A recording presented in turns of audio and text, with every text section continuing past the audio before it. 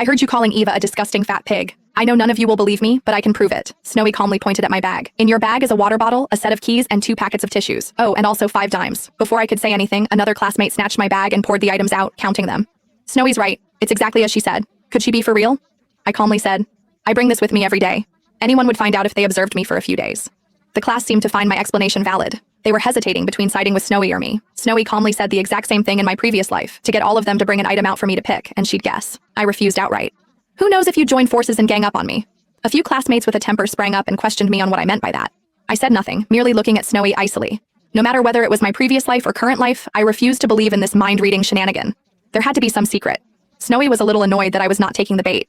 All right then, why don't you head to the canteen to get some food? No matter what you get, I'd know. That way I can prove that I was right. Want to bet? Otherwise, it means that what I said was the truth. Noticing Eva glaring daggers at me, I knew I had to agree to it. Before leaving, I secretly turned on my phone's camera and hid it in a corner where it could film the entire class. 10 minutes later, I returned with a tightly wrapped doggy bag and placed it right in front of Snowy. It was so tightly wrapped that one could not even smell the food in it. Tell me, what did I get? Snowy snickered weirdly. Ginny, did you pick up leftovers? There is half a piece of a chicken bacon sandwich, a few meatballs, and a piece of cheesecake, which someone had taken a bite from. Am I right? My classmates immediately snatched away the doggy bag and opened it, matching what Snowy said. Snowy is right again. She really can hear Ginny's thoughts. Even though I was mentally prepared, hearing Snowy make the right guesses made my heart sink. I picked up my phone and looked at the video that it recorded. Snowy had always been in her seat after I left. Not only did no one approach her, but she also did not even touch her phone. My heart sank, and I started to doubt myself. Could Snowy really hear my thoughts? Eva glared at me. Ginny, what else do you have to say for yourself? The entire class turned on me, demanding that I apologize to Eva. Right at this moment, Snowy abruptly yelled, "Everyone, silence!" I can hear her thoughts again. Ginny is saying, "Why should I apologize to that disgusting fat pig?"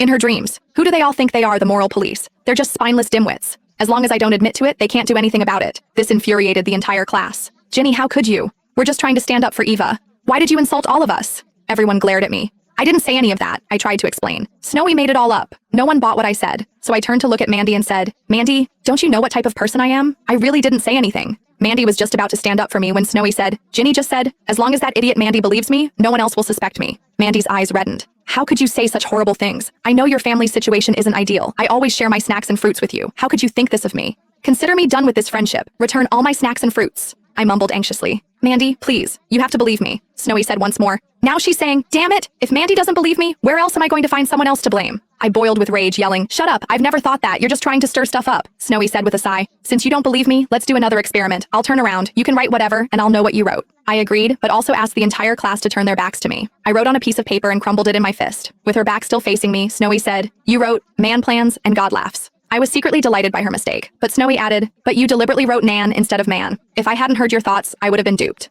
I froze.